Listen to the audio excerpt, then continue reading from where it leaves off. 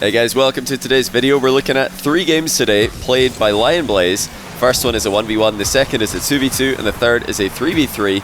And all 3 of these games helped LionBlaze reach rank 1 in every game mode at the same time. It's near the start of the season, but this is still a pretty sick accomplishment. And it puts LionBlaze in a very elite club. Off the top of my head, I know Pashy's done this way back in the day. I know FairJame's done this. I know Khaled has done this. But there might be other players as well who have got rank 1 in every single game mode. Let me know in the comments if you know of somebody that I've forgotten about. Now, the reason that LionBlaze said himself that he's been able to get rank 1 in every game mode is that East Ping is different. I've forgotten the exact wording, but he is currently, or at least was at the time of these games, which was the 26th of August, so just over a week ago. He was playing on East Ping. So I don't know if this is going to be a consistent thing for this whole season, but I did see that he has signed for Northwood CRL team, that's Collegiate Rocket League, and I'm from the UK, I didn't know where that was, so I looked it up on Google Maps, and apparently it is somewhere in, well, so it wasn't right on the East Coast, but it was closer to the East Coast of the USA, so maybe that's where he's going to be for this season. And that's really interesting because LionBlaze has always been a West Coast player. He's always one of the players who's had to play with 80 or more ping, and he's been able to be a professional player. He's been hitting RLCS X deep runs throughout the season. I think his team finished somewhere near the top 10 in RLCS Season X. So if he can now improve and be an even better player on East Ping, we might see him on a top team by the end of the next season. It's going to be a really interesting thing to watch. Now, so far in this one's game, LionBlaze is playing a style that is pretty traditional for him. When he's got boosts, he backs off. When he doesn't have boosts, he gets nice and close to the ball. And LionBlaze does this because he's one of the best, if not the absolute best, goalkeepers in North America. The only reason I don't say world is because it's between, for me, LionBlaze and Rawas to be best goalkeeper in the world, and I think Rawas recently would just have an edge of LionBlaze in that category, but LionBlaze, I think, has lots more to his game than just goalkeeping. Now, if we're talking defense as a whole, one of LionBlaze's biggest weaknesses, and one of the things that I've always wanted to see him add to his game, is ball pressure and aggressive challenges on occasion. But we're starting to see that when he doesn't have boost, he actually goes for the ball a lot more, and you might think that that doesn't make sense. When you don't have boost, you should go get boost. When you've got boost, go for the ball. But LionBlaze actually does the opposite. When he doesn't have boost, he stays on the ball. It's a style that a lot of the best ones players in the world will use these days, and often throughout the years have used.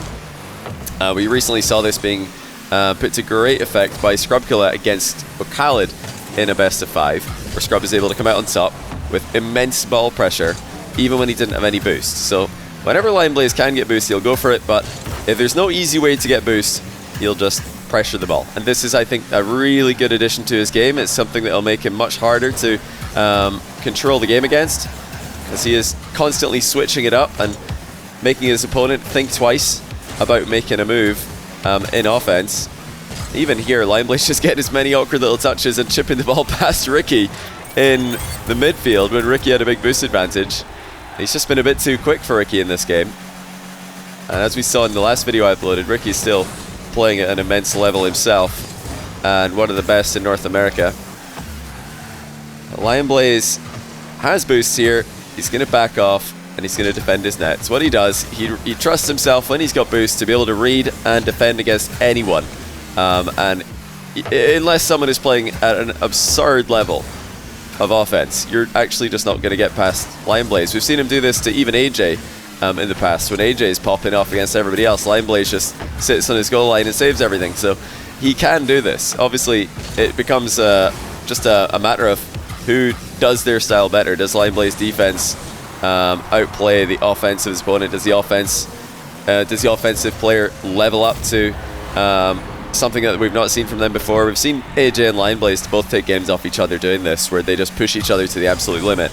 That's one of the coolest things about 1v1, is when you get a stylistic mismatch like this, you have such a unique game, and you can have such crazy games where it's all about big plays, it's all about mind games, and it's all about consistency. LionBlaze had plenty of this. Not able to read that bounce downwards off the crossbar though, innit? Will Ricky be able to accelerate this? Yes, he will. But it has ran wide into the corner. Still, a better tail end of the game from Ricky. It's worth mentioning that this isn't the only game that they played. LionBlaze in this season has had a good record against Ricky, so they aren't just going in completely fresh against each other. But nice shot, Ricky. Sniping one off the wall. And I do expect to see plenty more of that snapshot style from Ricky, especially in the final minute of a game.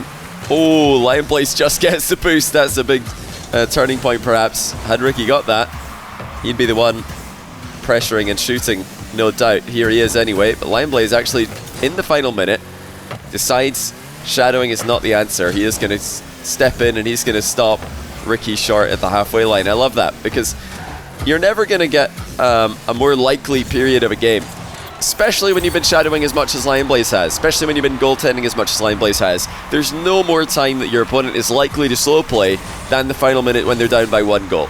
They want to make the most of every opportunity, and after another kickoff goes LionBlaze's way, Ricky has seen enough, and I don't blame him. That's going to be this game for LionBlaze. But yeah, in summary, LionBlaze starting off with the usual style from him that we're used to seeing in defense, shadowing and goalkeeping when he's got boost, and now ball pressuring a lot more than he used to when he doesn't have boost. But look at that at the end of the game. That challenge, I think, is the biggest sign that LionBlaze really is leveling up in defense. He didn't just back off. He didn't just let Ricky come at him with a 1-goal deficit. He reads the fact that Ricky will slow play, most likely, given the circumstances, shuts it down, closes out the game in a bit more comfortable fashion. This is a lot more ideal than having to defend Ricky's constant offense with only 30 seconds left in the game.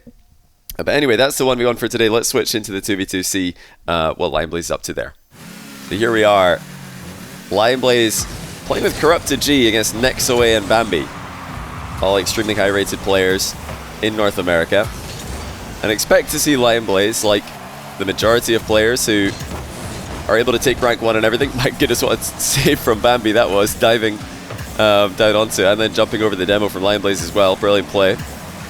I expect to see LionBlaze taking a bit more of a defensive approach. It's very rare to see a player who's making a rank 1 push, taking themselves out of the game, relying on their teammate to do the defending for them. They tend to be available to make a challenge, make a save, or support a challenge, or support a save that their teammate is making.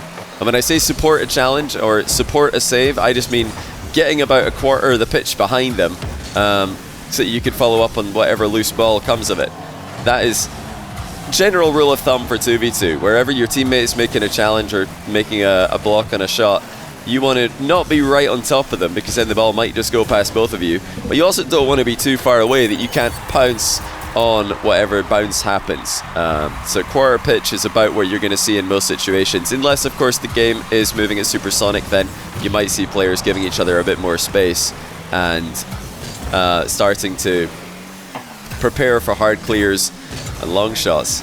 My goodness, LionBlaze is crushing here and drops in a 3rd goal underneath the defender, and there really has been no answer for the speed in the midfield. He's just pouncing on every single ball that pops out into the center of the field.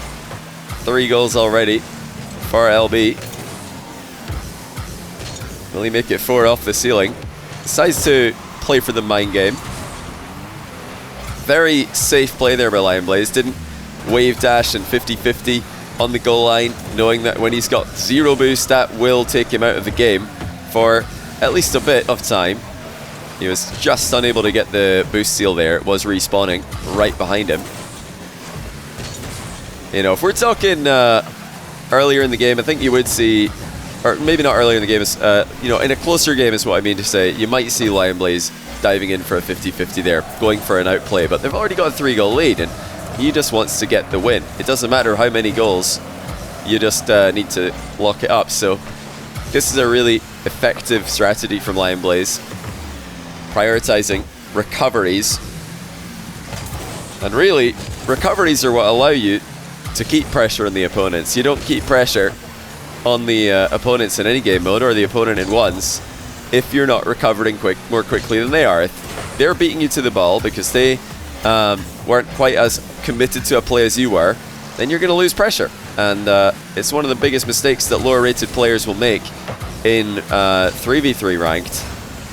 just staying away from the ball too much. Oh, denied the 4th goal there. That's a very early forfeit, but given how well LionBlaze and Corrupted G are playing with 10 shots, I don't know if that last one even registered.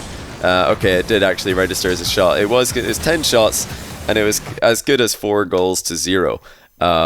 You can see why Bambi and Nexaway called it in this one. LionBlaze just too quick to punish every missed touch and every loose ball, and Corrupted G, another very, very solid player as well. So the likelihood of a comeback because the other team is throwing is very, very low here. You're not up against a couple of players who might just start going for freestyle shots off the ceiling and give you a couple for free, and then you can maybe make a late comeback. Now, these guys have made it pretty clear that they're just going to keep on defending their lead and denying any opportunities to their opponents. So that's the 2v2.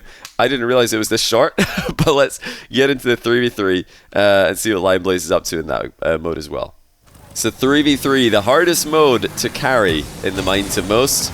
LionBlaze has ended up in a situation I used to think was the nightmare scenario, and that's when you end up with 2 players in a party. So has Optic from the opponent's team. Also in a party with 2 players who have joined in together. The reason I used to think this was the nightmare scenario, I don't anymore because of the fact that Solo Standard is gone, is because before Solo Standard was removed from the playlist, you would tend to have 3 main types of 3v3 teams that you would either run into or end up playing for. Obviously, you've got the full team who have queued up together as a trio.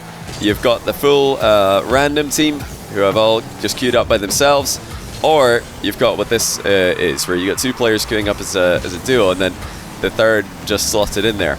And the reason well, still to a lesser degree, but I used to absolutely hate when this happened to me, is because the 2 players have partied up together. Let me know in the comments if this has also happened to you guys. They just want to pass the ball to each other. They don't care about you. They want you to be at the bottom of the scoreboard. Is 0 points, 0 ball touches, 0 goals, 0 everything. They just want to pass the ball to each other, and they just want to keep on making touches and say, wow, look how much we carried our third. We're so good at the game. So not only would you have that problem, but you'd also have the problem that they might just be a 2s team who are tilted because they're losing 2s, and they decide to queue up in 3v3 instead. And tilted players don't tend to be very good at Rocket League. So all in all, I never used to have a lot of success when I ended up in parties like this. However, at the ranks we're looking at here, when you're pushing for rank 1, you don't really have those problems. You have players who are a bit better at the game. You have players who are a lot better at the game, I should say. You have players who know what they're supposed to be doing. Well, at least more. Maybe not as much as pro players would like, because rank does not at all play like pro play does. But that being said, we're off to a great start here. LionBlaze, once again, just playing a bit more of a defensive role. And this is something that's always going to be good in rank 3v3. If you want to win rank 3v3, the most important things to do, in my opinion, are number 1, defend your net. Every single play, if you're not able to defend the net, or influence the play in any way, you should probably get back and do that as fast as possible, because you want to have somebody pressuring the ball, somebody defending the net, and somebody following up on whatever the most threatening or most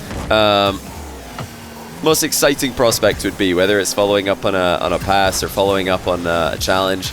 You've got options in 3s, and what your teammates will usually do is they'll be the ones challenging the ball, and they'll be the ones trying to follow up on whatever's happening. So that leaves defending the net. It's the most needed job in 3v3. Every team looking for a defender, looking for a goalkeeper. So it's probably the thing that you want to focus on if you want to rank up. But it's not the only thing. You also need to try and give your teammates space. One of the biggest mistakes that players will make in the lower ranks is getting a bit claustrophobic, getting a bit too tight-knit with their teammates, getting a bit too close for comfort. And not only does that make it more likely that one touch from the opponents, 150-50, one bad bounce will go past both of you, or in some cases your whole team, but also it makes it much harder for both of you to get boosts. If you're in the same place as a teammate, you're probably boost starving each other, and you're probably getting in each other's way, you're probably team bumping, you're probably taking each other's touches and double committing. So just try and give each other space, and unlike 2v2, you don't need to be as close especially with your third man. In 2v2, you need to be pretty close to the play, because if the ball bounces away into a position that the two players who just took a challenge can't reach. It's up to the only teammates that they have to take control, or at least to control the play in some way. In 3v3 you don't need that though. You can actually play very aggressively with your second man and then very passively with your third man. This isn't RLCS. This isn't a team that have practiced hours and hours hard coming together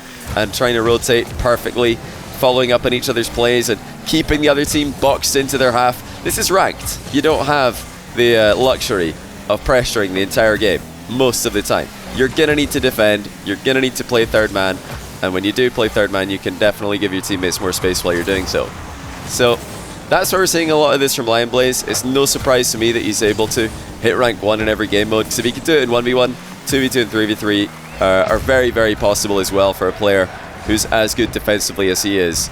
And definitely the game that will benefit the most from an East Coast ping, just as I realised this might even be a West Coast server though, because he does have 80 pings. It's quite funny that we're looking at games that are supposed to be East Coast LionBlaze and he's got 80 ping anyway, so he must have missed the West Coast server and he's just queued up US West in this one. But yeah, a player is as good defensively as him. He will be able to react even more quickly now that he doesn't have to wait and see what a bounce really looks like, wait and see what a 50-50 really looks like.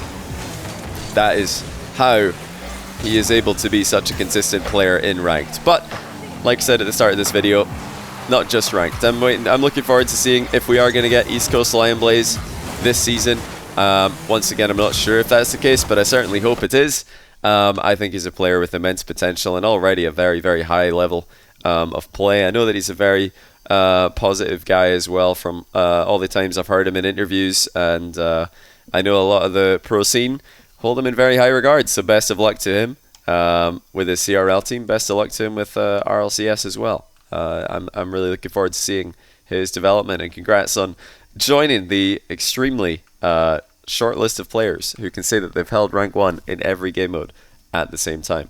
Anyway, hopefully you guys enjoyed this. It's a bit of a different style of video compared to what we're used to seeing on the channel, but I do like to commemorate any players who are able to get this achievement. Well, beyond day 1 of a season. Obviously on day 1 it isn't really saying much, because if you're the only player who's played a ton of games, you're probably going to get rank 1. But 26th of August I think is the day that LionBlaze was able to do this, so maybe my editor can check how many days into the season that was. I think it was at least a little bit into the season, so definitely impressive if you ask me. But yeah, thanks for watching today guys. Hopefully you have a great day, and I'll see you in the next one.